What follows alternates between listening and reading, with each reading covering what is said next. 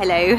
Today I'm off to the Cabinet War Rooms, now known as the Churchill War Rooms, named after Winston Churchill, Britain's most famous Prime Minister during World War II. They were the secret underground headquarters for the British government. It is the 15th of October, and the year is 1940. Britain has been at war with Germany for just over a year. There are currently heavy and frequent bombing attacks over London and other cities. This is known as the Blitz. Being underground, the Cabinet War Rooms were a safer space away from the bombings.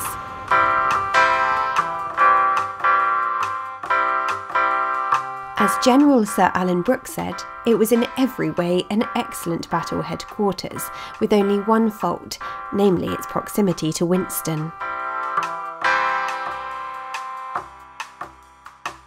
If you like this video, please hit the thumbs up and subscribe to my channel. Oh, this room is thick with pipe and cigar smoke. Oh, 2 minutes to 5. My high-ranking official will soon be here for our meeting. Who is it? It's George, sir. Your officials will be here for the meeting, sir. I'm aware of that, thank you. Tonight, Churchill and his advisors will be making decisions that will shape the course of the entire war. George, when the meeting commences, ensure that the door and the door down the corridor are locked, and see to it that the guards are positioned outside. Secrecy is vital. This room, the Cabinet Room, is one of the most closely guarded spaces in all of Britain. And I say, George, do keep it down outside. I'm trying to concentrate. Churchill hated noise. There was to be no whistling and no chattering down the corridors. Who is that I get to sit here talking? In fact, Churchill wasn't an easy man to work for at all. He was very demanding of his staff, who often worked late into the night, and it wasn't unheard of for these meetings to run until long past midnight. In fact, one of his private secretaries later described him as inconsiderate. You? Who on earth are you, and how did you get in here? Oh, sorry, I'm Lauren, and I'm just here to make a documentary about you and the war rooms. I'm sorry, you what? But I do mind you, actually. I have a meeting starting in a minute, and I'm trying to concentrate. Right, yes, of course. Very sorry. Well, I'll just finish off this little bit outside then. Sorry. Not so fast, young lady. As it happens, there's a number of staff off sick today. I do believe they've left notes around the room for someone to fill in their jobs whilst they're off. Oh no, I don't think I'm the right person for that job. I have a terrible track record of doing jobs from the past. You roll your sleeves up and get on with it. This is a war and your country needs you. Right. Yes, of course. Very sorry. Jenkins, do watch the door and make sure no one else comes wandering in, would you? I don't think he's going to answer me somehow.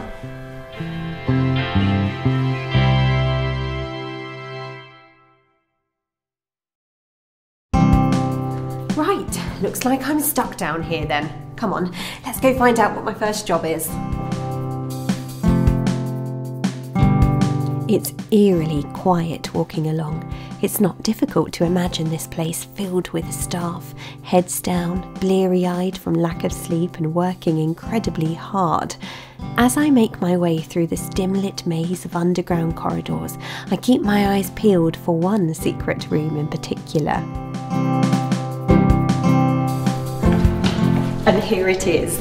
This room was disguised as Churchill's private lavatory. But it was actually the room where he could call the American president in secret. Staff walking past were unlikely to disturb the Prime Minister if they thought he was on the loo.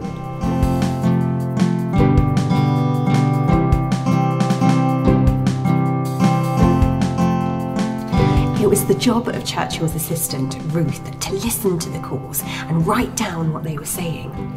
It was also her job to cut the line if the Prime Minister said something he wasn't supposed to. Imagine being the person whose job it was to cut the Prime Minister off mid-sentence. Well, I'm glad there's no note for me here.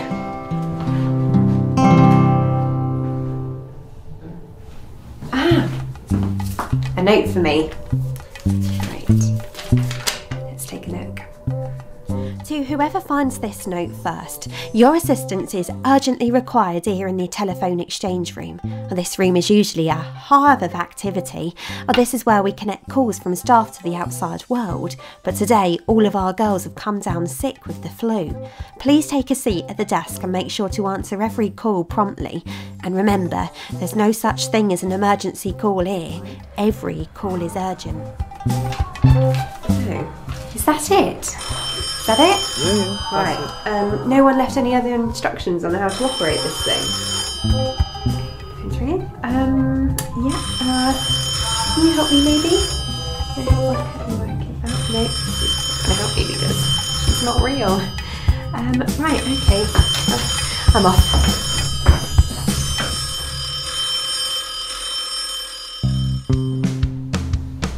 I don't think that was the job for me. That said, I don't think I'd have fared much better in this room either. Here you'd find up to 11 typists working frantically to type up all the handwritten reports from meetings. They would spend so much time working down here that lack of sunlight was a serious health problem. To get around this problem, staff would have to strip down to their underwear, put on protective goggles, and stand in front of portable sun lamps.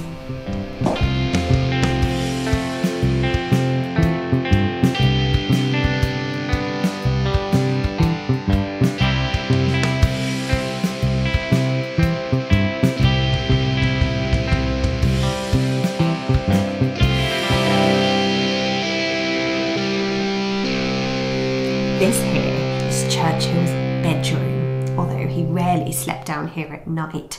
His wife Clementine was so concerned by her husband's safety that one night she made him promise to go to bed downstairs in this underground bedroom. So he got onto the covers, but then as soon as she had gone, he promptly got back out again. He had gone to bed downstairs as promised, but he was going back upstairs to sleep. Since this place appears to be deserted today, I decided to take the opportunity to have a nosy around some of the more private parts of the war rooms. These bedrooms here all belong to the most important and senior members of staff. They may not look all that impressive to us today, but compared to the majority of staff whose dormitories lay deeper underground in an area called the dreaded docks, these rooms here would have been relative luxury. Just along the corridor down here is Churchill's private dining room. He had a personal cook called Mrs. Landemar, and no matter how busy he was, he'd always make sure to have 3 meals a day with his wife Clementine. See here how formally the table is set. This suggests that he liked to take his time over his meals. I wonder what he would have made of our often fast-paced meal times today.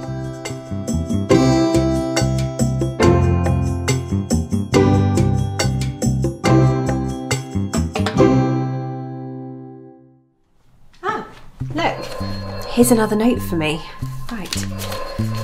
If you find this note, please do not delay in taking up this task. This room is a military information centre. It is the job of us map boys, known as the Glamour Boys, to display the latest situation on the map. All of the map boys will be marking crosses across the Atlantic where U-boats, submarines or ships had been sunk. It is your job to draw little submarines or ships on their side with the appropriate English flag or swastika.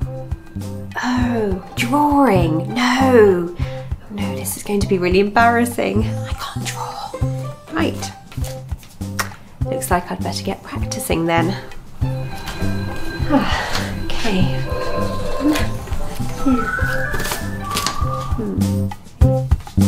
Oh, right. Try again. But, I didn't even draw that one on its side, so that's enough of that. I'm off out of here before any more map boys come in.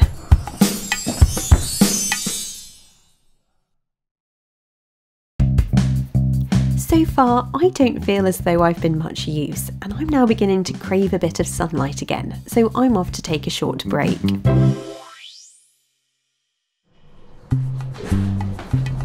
No! Another job for me? Right, what is it this time? Not so fast, Missy. Royal Marine here. It is my job to guard the entrance to the Cabinet War Rooms. I've just had to pop to the lavatory. Please take my seat urgently and watch the door before anyone sees I've left my post. The days here can be long, so to pass the time, I've taken up embroidery. I'm currently working on a pillow cover with a lovely poppy design. Your assistance in finishing this would be most appreciated. You're kidding me? Embroidery? Again? Huh? Is this true? Yeah. No. Not this again.